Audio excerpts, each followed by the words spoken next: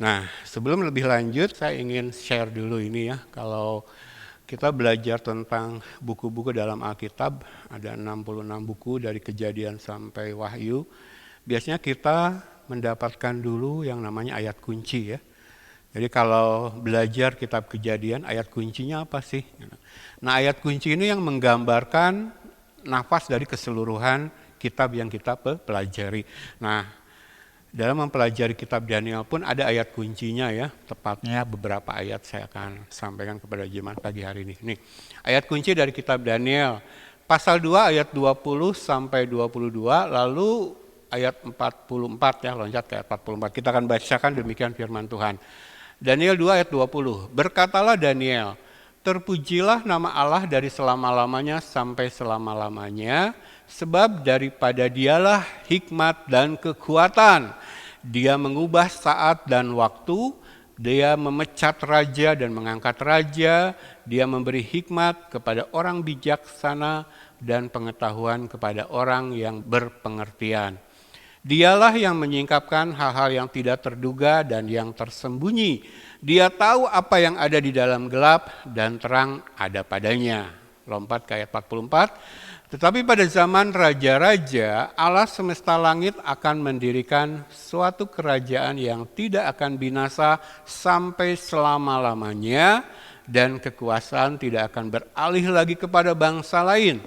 Kerajaan itu akan meremukkan segala kerajaan dan menghabisinya, tetapi kerajaan itu sendiri akan tetap untuk selama-lamanya. Saya kasih tanda kuning, kalimat-kalimat kunci ya di atas. Dialah hikmat dan kekuatan. Ingat ya, Allah itu tidak cuma maha tahu ya. Berbicara hikmat adalah berbicara pengetahuan Allah. Begitu dalam, begitu tinggi, begitu mulia, begitu luar biasa, tak terjangkau oleh kita manusia ciptaan. Tetapi Allah tidak cuma memiliki hikmat, dia tidak cuma memiliki kemahatauan, dia memiliki kekuatan, dia memiliki power, dia memiliki kuasa. Ketika Allah menyatakan masa depan, kita sudah bahas ini ya di pertemuan yang lalu. Allah tidak sekedar bertindak sebagai peramal, ya, yang menyatakan apa yang terjadi di depan. Tetapi Allah yang merancang itu dan Allah yang akan menggenapi. Jadi kejadian-kejadian di masa depan yang bagi kita belum terjadi, bagi Allah sudah terjadi ya. Apa yang bagi kita masa depan, bagi Allah sejarah. Dia adalah Alfa dan Omega. Dia ada di awal sekaligus dia ada di akhir. Maka ketika dia menyatakan rahasia masa depan lewat Nabi Daniel, bahkan lewat nabi-nabi yang lain, Allah sedang menyatakan ini yang telah kutetapkan dari semula dan ini yang pasti terjadi. Karena apa yang direncanakan Allah, apa yang ditetapkan Allah, dia sendiri yang akan menggenapi semuanya. Jadi dialah hikmat dan kekuatan. Nah, kalau saya tarik sedikit bahasan ini ke doktrin predestinasi, kalau kita memahami bahwa Allah yang kita sembah adalah Allah yang memiliki hikmat dan kekuatan, maka seperti sering saya sampaikan, doktrin predestinasi itu tidak terhindarkan ya, karena ketika Allah menetapkan, Allah memilih kita dan menetapkan kita sebagai umat pilihan, Allah sudah set semuanya, Allah sudah rencanakan semuanya sampai akhir perjalanan hidup kita dan Allah pasti menggenapkan. Allah yang memanggil kita adalah Allah yang setia ya, dia yang memanggil dan memilih kita, menetapkan kita, dia yang akan menggenapi karena dia tidak cuma punya hikmat tapi dia punya kekuatan. Jadi kalau bicara hikmat Allah itu ada kuasa di sana. Kalau kita tarik sedikit ke perjanjian baru, surat 1 Korintus pasal 1 dan pasal 2 menyatakan bahwa Kristus adalah kekuatan Allah dan hikmat Allah ya. Jadi Allah dalam perjanjian lama dinyatakan dalam Daniel 2 ayat yang ke-20 persis sama tentang Kristus yang dinyatakan dalam surat 1 Korintus pasal yang pertama ya. Kristus adalah kekuatan Allah dan hikmat Allah. Jadi tidak pernah berubah Allah itu ya. Apa yang dia tetapkan pasti dia genapi ya. Nah, barulah masuk ke ayat 21 Allah menyatakan seperti ini. Dia Allah mengubah saat dan waktu. Dia memecat raja dan mengangkat raja. Kalau saat dan waktu aja ada dalam kuasa Tuhan, kita sudah belajar ya. Waktu sebagaimana yang kita kenal, sebagaimana yang kita jalani saat ini, diciptakan ketika Allah menciptakan alam semesta. Pada mulanya, yaitu menyatakan waktu menurut pemahaman manusia itu baru diciptakan di sana ya. Jadi Allah di luar waktu, Allah yang menciptakan saat dan waktu, Allah yang menguasai saat dan waktu, Allah yang bekerja di dalamnya ya. Allah tidak terikat waktu. Jadi ketika Allah mengatakan dalam kitab Wahyu bahwa dia adalah Alfa dan Omega, sekali lagi ya, dia ada di awal sekaligus ada di akhir. Di sini banyak orang Kristen memiliki pemahaman yang salah ketika mengartikan bahwa Allah itu adalah Alfa dan Omega ya. Jadi ketika dikatakan bahwa Allah kita itu Alfa dan Omega, apa nih? Alfa itu yang awal dan yang akhir. Puji Tuhan. Nah ketika Allah menyatakan bahwa dia adalah pribadi Alfa dan Omega yang awal dan yang akhir, kalau saya gambarkan perjalanan waktu ya. Menurut pemahaman manusia, ini awal, lalu ini akhir. Maka kita berbicara tentang kekekalan ya. Jadi awal kekekalan, keterbatasan, akhir kita bicara tidak terbatasan. Dari kekekalan sampai kepada kekekalan, itulah Allah kita. Allah Alfa Omega. Nah, di antara itu Allah menciptakan waktu di sini ketika dia menciptakan alam semesta. Pada mulanya Allah menciptakan langit dan bumi. Disinilah awal keberadaan segala ciptaan ya. Kemudian berjalan waktu sampai akhir, kita sudah belajar akhirnya di sini yang sedang kita pelajari eskatologi. Nah sekarang saya tanya kepada jemaat, ketika dikatakan Allah kita itu Allah Alfa dan Omega yang awal dan yang akhir, seperti apa sih gambarannya? Apakah Allah sudah ada di awal, lalu dia mengikuti perjalanan waktu seperti yang kita alami makhluk ciptaan, lalu sampai di akhir seperti yang kita alami makhluk ciptaan. Nah kebanyakan orang Kristen masih memahami Allah Alfa Omega itu seperti itu. Jadi Allah terbelenggu, terperangkap oleh waktu seperti kita mengikuti jalannya waktu gitu. Tidak ya. Ketika dikatakan Allah itu Alfa dan Omega yang awal dan yang akhir, maka ketika ada di sini, dia ada di sana sekaligus. Nah ini yang di luar jangkauan akal manusia ya. Jadi Allah tidak terbelenggu oleh perjalanan waktu, karena waktu yang kita jalani, yang kita alami setiap saat itu ciptaan Allah.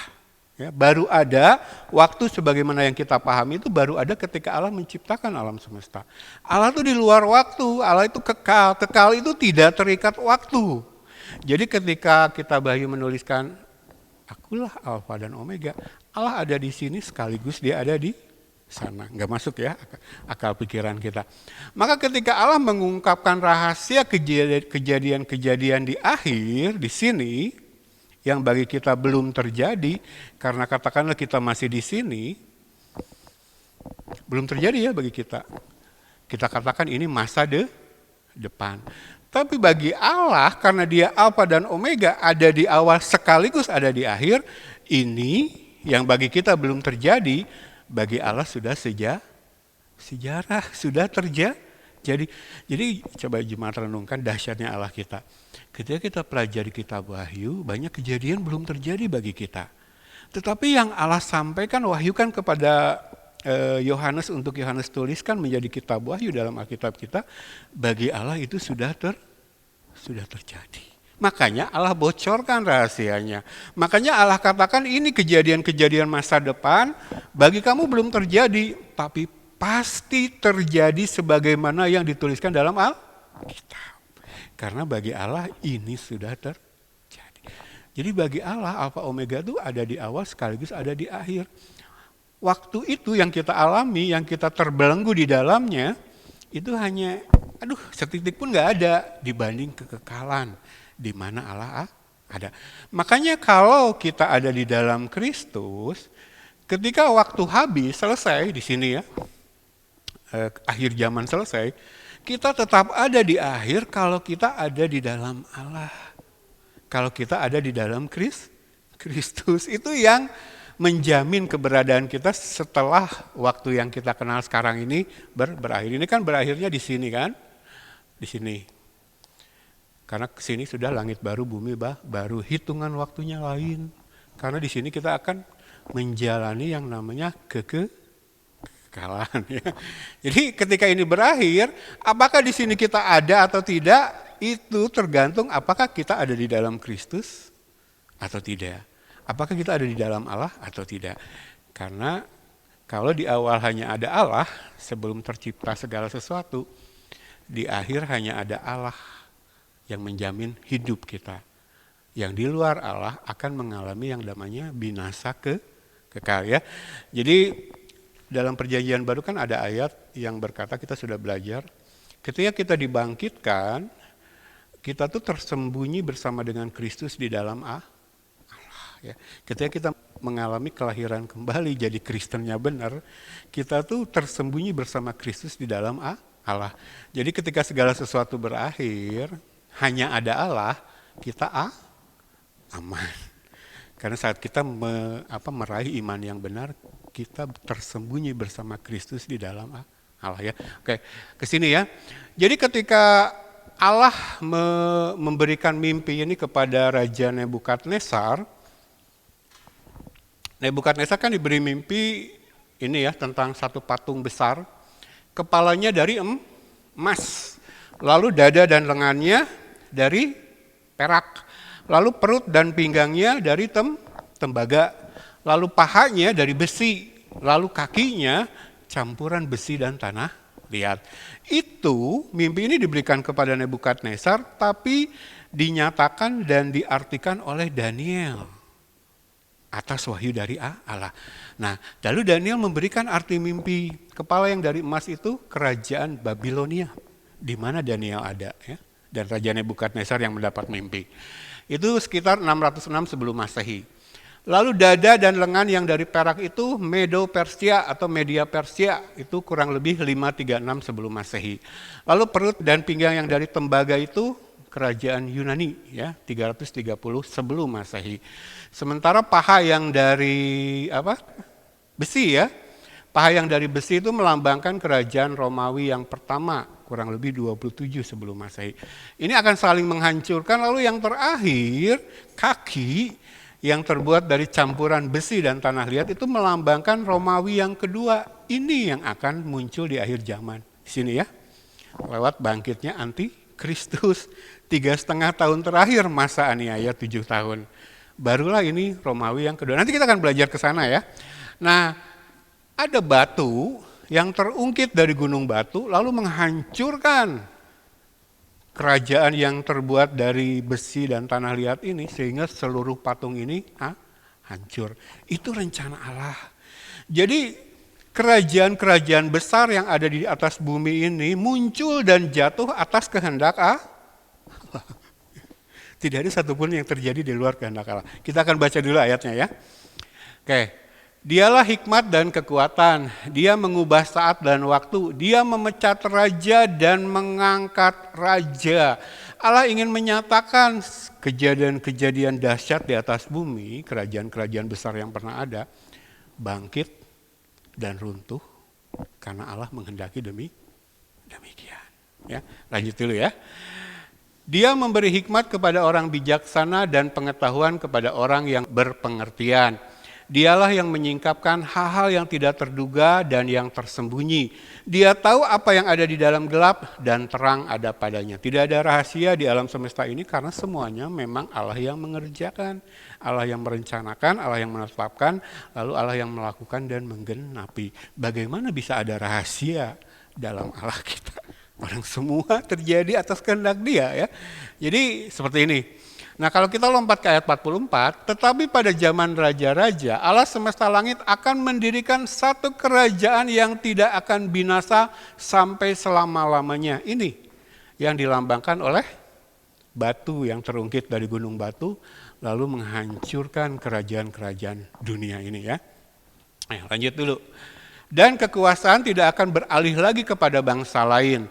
Kerajaan itu akan meremukkan segala kerajaan dan menghabisinya. Tetapi kerajaan itu sendiri akan tetap untuk selama-lamanya. Jadi penggenapan dari nubuatan ini ya, pada akhirnya kerajaan yang didirikan oleh Allah sendiri, di mana rajanya adalah Tuhan Yesus Kristus, akan mengakhiri semua kerajaan di dunia, dan kerajaan ini tidak akan tergantikan oleh kerajaan lain lagi dan tembus sampai kepada kekekalan. Dan itu akan digenapi di sini, kedatangan Yesus yang kedua. Lalu 1000 tahun damai di bumi, lalu tembus sampai kepada kekekalan. Ya. Ini Yesus. Nah, coba jemaat bayangkan ya, nubuatan ini lewat mimpi Raja Nebukadnezar diberikan kepada Daniel itu kan sekitar abad ke-6 sebelum Masehi. Ya. Tapi menceritakan kejadian sampai akhir nanti ya, yang bagi kita masih masa depan. Kalau Allah menyatakan ini kepada kita, itu salah satu bukti kasih Allah. Saya sering katakan ya, kita belajar ini hal-hal yang belum terjadi, Allah bukakan, itu bukti kasih. Allah ingin kita tahu masa depan. Supaya kan kita kadang sebagai orang Kristen itu bertanya-tanya ya, kita sekarang ada di hari ini, hari Minggu, tanggal berapa mah? Bulan Maret. Ya, apa sih tujuan Allah bagi kita? Ada di tengah-tengah keluarga kita, kan ya? Lalu berjemaat di sini yang nggak ada jemaatnya gitu. Apa sih maksud Allah gitu kan? Apa saya nggak? Kita sering nggak jemaat dihinggapi oleh pertanyaan-pertanyaan seperti itu. Apalagi misalkan sedang ada pergumulan, apa sih? Nah, Allah menyatakan masa depan sebagaimana kitab Daniel ditulis kepada bangsa Israel dalam pembuangan, kan tujuannya untuk menguatkan mereka. Walaupun kamu sekarang ada dalam pembuangan, ya, di tanah asing, lalu diperintah oleh raja asing, dijajah, tapi Allah memerintahkan Daniel menuliskan kitab Daniel kepada mereka sebagai penghiburan, menyemangati, jalani. Ini pendisiplinan dari Tuhan. Karena kamu melanggar hukum Allah, kamu sedang dihukum, didisiplinkan supaya kamu bertobat. Tapi Allah berjanji akan memulihkan. Nanti kita belajar ya. Jadi masa depan Tuhan singkapkan lewat kitab-kitab dalam Alkitab kepada kita umat pilihannya. Supaya saat kita hidup di dunia kita tahu pasti masa depan yang akan kita song-song itu mana. Nah, jemaat saya tantang, silakan bandingkan dengan kepercayaan dan agama lain. Tidak ada Allahnya yang menyatakan kasihnya yang begitu besar dengan membuka kejadian masa depan seperti ini. Nah, coba jemaat bayangkan, balik lagi ke yang tadi saya sampaikan. Daniel lewat mimpi Raja Nebukadnezar diberikan penglihatan ini. Nah, saat itu Daniel sedang hidup di sini, di kerajaan Babilonia yang kepala dari emas. Tapi apa yang diberikan mimpi kepada Nebukadnezar lalu Daniel artikan terjadi. Sekarang kita katakanlah hidup di sini lah ya. Sedang menyongsong Romawi yang kedua. Di sinilah kita sekarang, dekat-dekat masa aniaya. Nah, yang ini yang kepala dari emas, lalu dada dan lengan dari perak, perut dan pinggang dari tembaga, paha dari besi, itu sudah terjadi. Bagi kita sejarah, dan sejarah mencatat. Jadi kalau kita ingat pelajaran sejarah SMP, SMA, mencatat tentang kerajaan-kerajaan ini. Sesuai dengan apa yang Allah berikan mimpi kepada Nebukadnezar lalu diartikan oleh Daniel. Nah, kalau yang sudah terjadi ini aja Allah genapkan persis, ya, pasti yang ini pun digenapi. Akan munculnya Romawi yang kedua. Akan munculnya Romawi yang kedua di bawah antikristus. Tuhan izinkan berkuasa cuma 3,5 tahun saja. Tapi kemudian kerajaan Tuhan Yesus Kristus akan menghancurkannya. Akan meraih kemenangan yang gilang-gemilang kan kita. Dan di bawah dia kita akan mengalami kerajaan yang tembus sampai kepada kekekalan. Nah, kalau yang ini aja Tuhan genapi, ini pasti. Coba ada enggak agama lain yang Allahnya, dewanya menyatakan kasihnya kepada umatnya dengan membuka rahasia masa depan.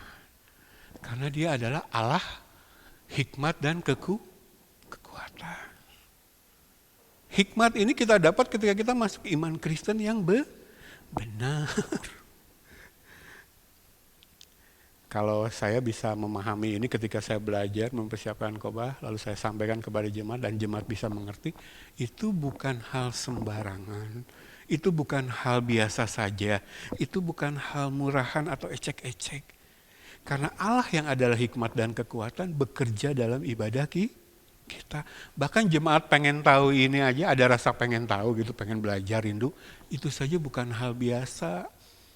Karena itu hanya akan ada dalam orang Kristen yang sudah dilahirkan kan? Kalau Kristennya belum benar, nggak akan tertarik ini. Nggak akan tertarik. Gembalanya saja banyak yang bilang, buat apa jemaat diberi yang begini? Katanya. Nanti kalau cerita-cerita sama istri saya, saksi ya. Banyak gembala sendiri yang bilang. Terus saya katakan seperti ini, maaf, Alkitab saya di meja.